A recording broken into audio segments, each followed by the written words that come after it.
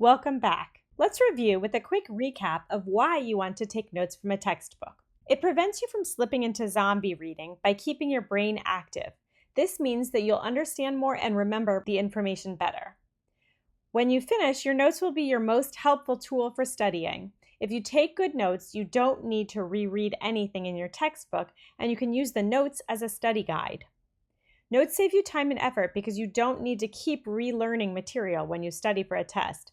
They help you to understand and remember more as you take the notes and as you review them. In previous topics, you learned how to locate the most important 20% information, how to prepare your paper for note-taking, and how to write down information from your readings. The fourth step is to add your lecture notes. In this topic, you will learn how to add class or lecture notes to the notes from your reading. The same basic techniques that you use for taking notes from a textbook apply to taking notes in the classroom as well.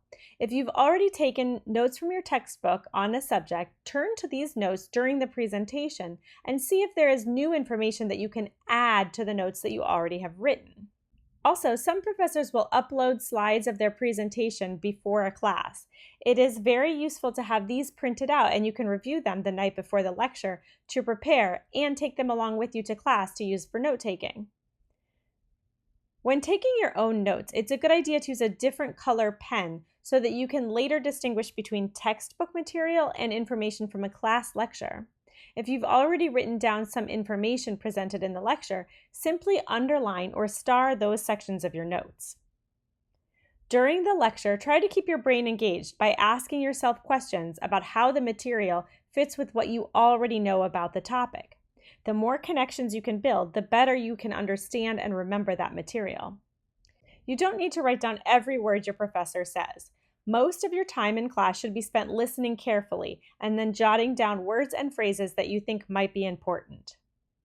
If you find this to be a problem, you may want to record your class lectures and then update your notes later. If you want to try this technique, discuss it with the professor before you record them. Finally, if you know someone in your class who also takes reliable notes, it's a good idea to set up a time to compare your notes with theirs.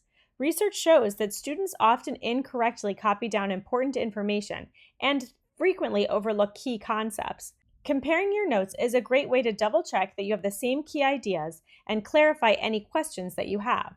Researchers have also found that students who review their notes together learned and remembered more of their material.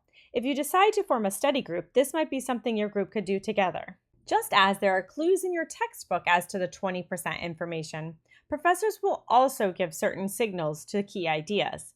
Here are some clues to look and listen for during a lecture. Anything that is written on the board. If the professor takes the time to write it, it's important. Any ideas or terms that your professor emphasizes with gestures. For example, if they hold up 3 fingers to emphasize 3 types of rocks. Any words or phrases that you hear repeated frequently. Questions and answers that frame the lecture.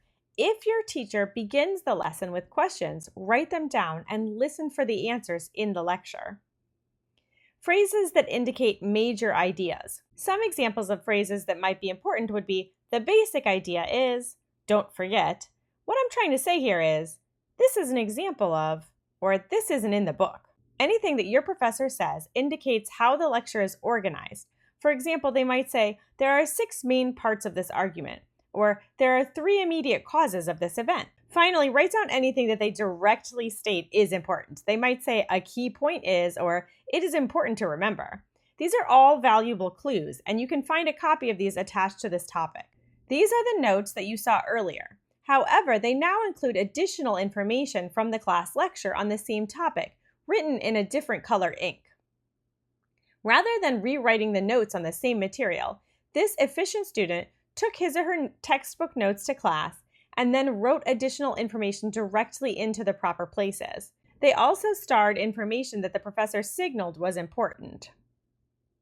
In this topic, you learned to start with your textbook notes and use a different color pen to add the lecture notes. You also learned that you can try to preview the lecture if your teacher provides the slides before class. Now you know the importance of making connections with what you already know to keep your brain active, and how to find the most important 20% in class lectures.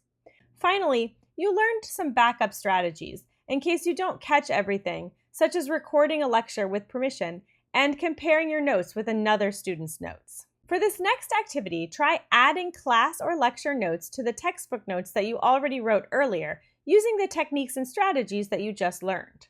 Try it out this week.